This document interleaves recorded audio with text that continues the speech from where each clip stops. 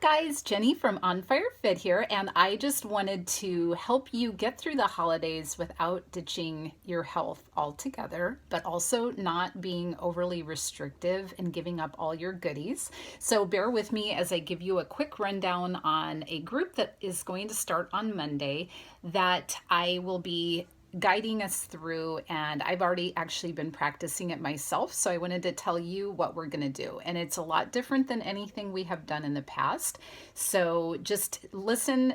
It's not overly complicated, and this way maybe you can still be improving your health and not ditching it altogether as we approach Christmas and the holidays and New Year's. So what I had originally intended was not to do any group during the holidays because a lot of times people are already very committed to other things, very busy.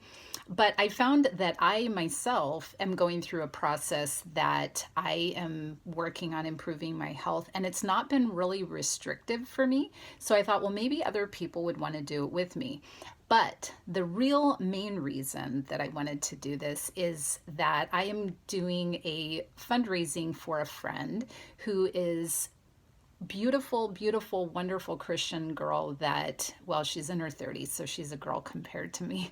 And she has a 3-year-old special needs child. She has ovarian cancer, and this is her second bout of going through chemo.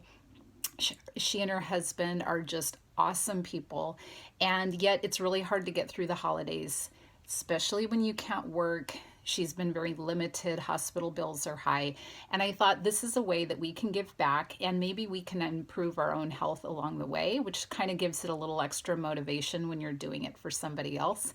So if you want to be a part of this, I don't care if you donate $5, $50, but anything to add to that GoFundMe account will be something that they can use this holiday season. So I will post a link for that so that you can join us, but we will be starting on Monday. So here's what it is. We're doing intermittent fasting. This sounds a little scary for some people if you're not already aware of what that is. And intermittent fasting is basically all different kinds of ways of doing this. Fasting itself has all different kinds of ways of handling that. You can abstain from food, you can abstain from electronics. There's, all different kinds of things that people will fast from. But we're going to try a very easy way to attempt this so that you don't feel like you are overly restricted. And what you do is try to extend the period of time that you're fasting at night. So every night when we go to bed, we are fasting. That is our period of time that no food goes into us. So all we're going to do is try to extend that window a little bit.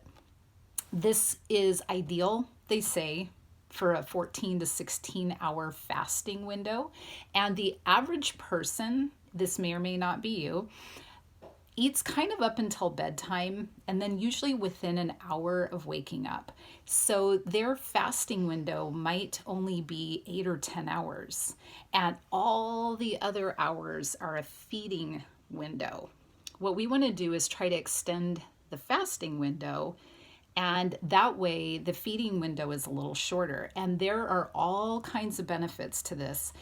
I am not trying to lose weight, but it is the main goal when you do this is for your body to go into repair mode.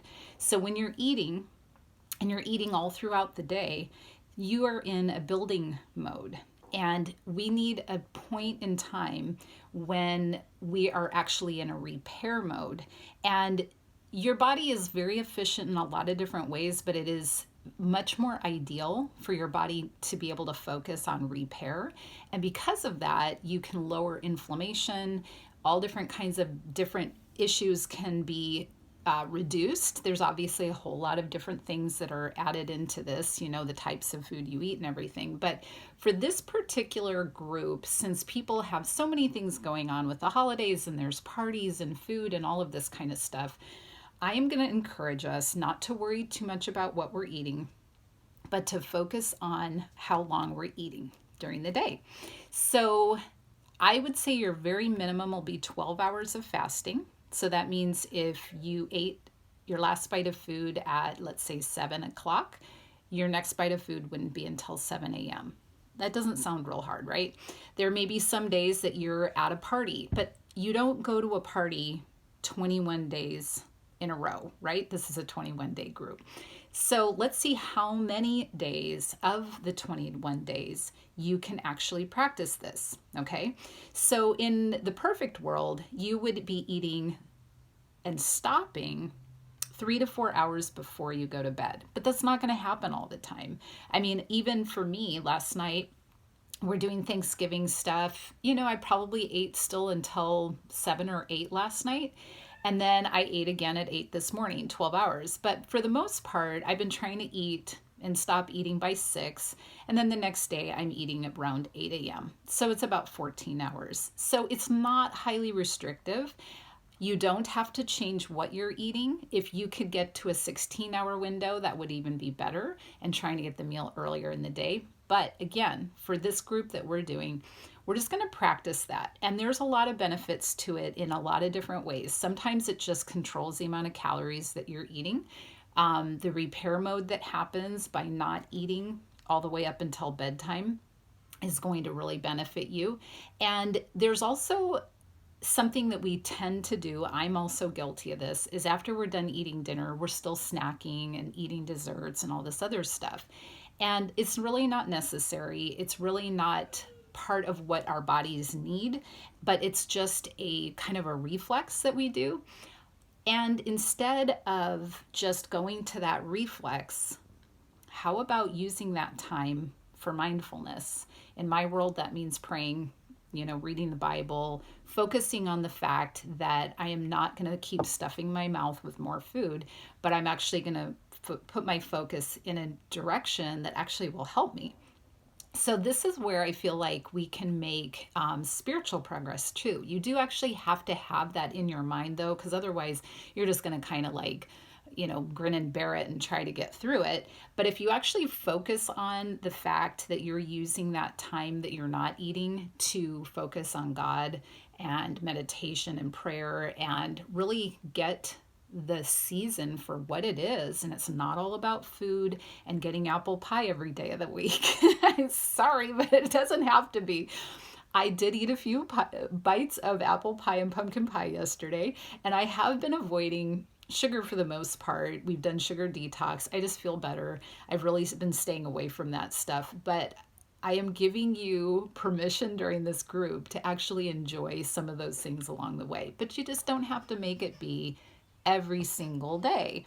And as I always tell my people that I coach, you have to think of your health like a piggy bank. And every time you make a great choice, every time you practice that intermittent fasting during this challenge, you're putting coins in the piggy bank. And just because there may be a day that you don't follow it perfectly doesn't mean that we're smashing the whole piggy bank and going bankrupt, right? It's still there. Those things that you've been adding in are still there. So we're not taking that away. We're just trying to add to it all the time. So a lot of this is a shift in our mentality. It's kind of a human nature thing, I believe, at least for me. I am very much an all or nothing person. I do really well when I am real rigid and strict and no, I'm not allowing anything, sweet in my mouth for this 21-day sugar detox or whatever. But you also have to live. You also have to live in reality. You have to also be a part of, your family and the things that you're doing.